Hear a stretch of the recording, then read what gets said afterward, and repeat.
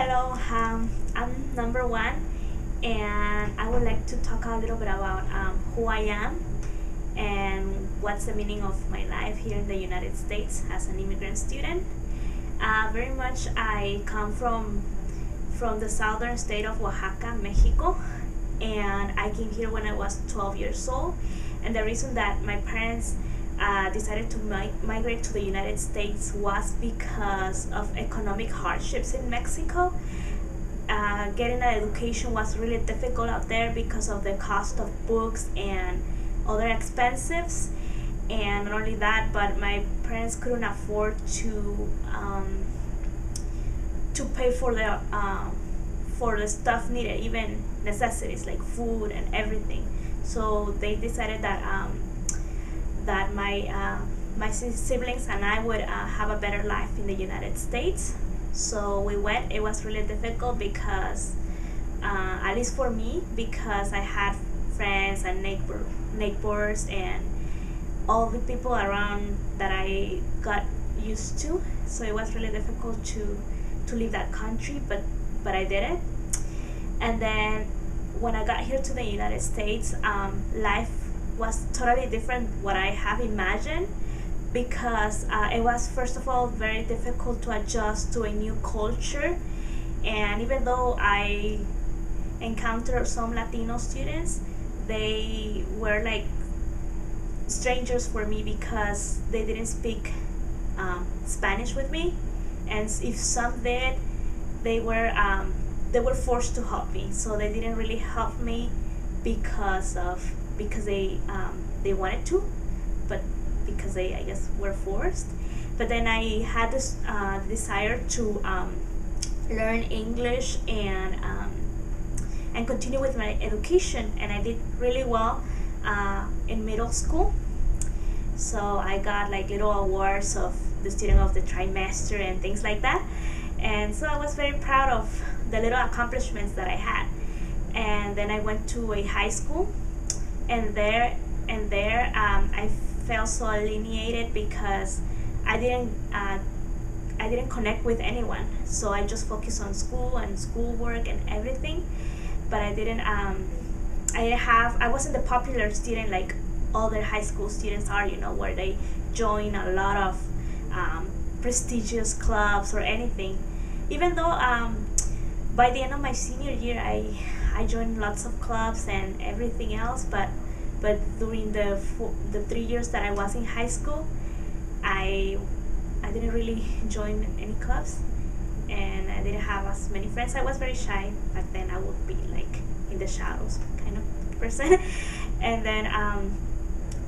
then many people were talking about college like during the junior year, and I wasn't I was kind of thinking about it, but I felt, in order to become a senior, it's gonna take, the time will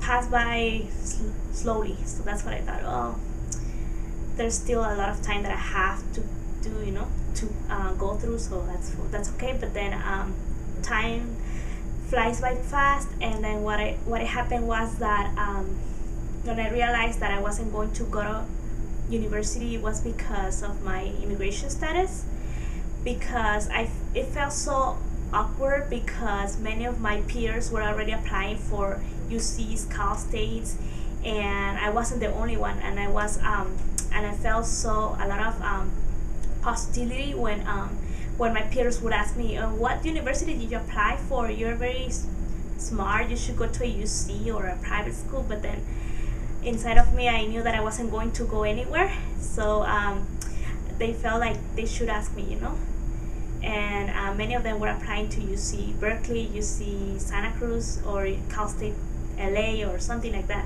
And the saddest part was when on the bulletin board of the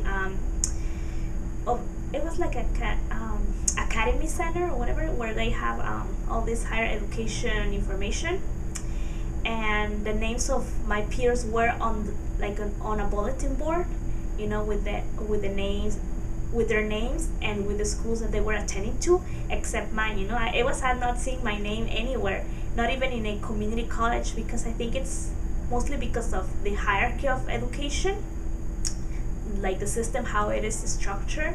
They feel probably that a community college is worth nothing compared to a UC or a Cal State. That's why they didn't even put the names of people who were attending a community college. So I felt so discouraged, and I just felt like it wasn't worth anything, to actually continue with an education. But then my counselor, even though she didn't know about AB 540, she encouraged me to attend a community college because she told me, you're a smart girl. You should continue with your education despite your situation. So yes, I took her advice into account, and I enrolled in a community college. Like I said, I was sad because many of my peers were applying for universities and I wasn't. So it struck me so hard. But then at the community college, I had a great experience because I had the greatest opportunities despite my situation. I was able to enroll in many academic programs that would lead me to transfer into a university. I joined many clubs, and I held so many leadership positions. I became the president of this club, and even I took the courage to found 2 clubs, one for undocumented students and the other one, it was a Spanish club. And I was proud because in the short amount of time that I was at the community college, I did a lot of things and I had a lot of accomplishments. And due to that, I think those things were paid off because at the end, I applied for many private scholarships, of course, because as an AB 540, I can't get any federal financial aid or anything. So I got lots of scholarships, and those I was managed to pay for my first 2 years at the university.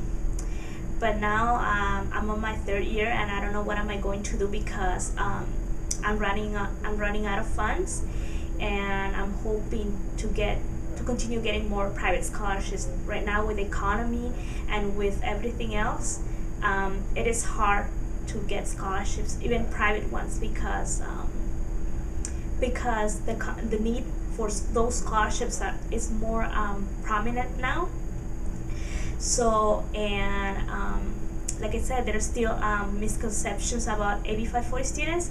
Like, one of those things that people, like anti-immigrant people, say about us is that we come here to this country to take away the resources, to pretty much to drain the resources of U.S. citizens, when in reality, how can we drain the resources that we don't even qualify for, like financial aid or certain programs, For example, at the university, one of the things that I felt it was, what it reminded me that I was an AB 540 and that I had limitations was the fact that I can't do study abroad, Many people do that because they want to have experience, and, like everyone else, I'm a human being, I want to pursue the same thing. So, like I said, I think I just want the community to know that we're hardworking people, that we want to contribute to society, and we don't want to take away anything that we don't have, because we're hardworking and we know how to, how to accomplish things with the sweat of our brow, if that's the metaphor, and we could do it that way. So in my country, I learned that because of the hardships that I had to, work hard and get things, but honestly, not by taking away the resources of anyone. So I just want the community to know my story, and hopefully they can help us pass the dream, and that's it.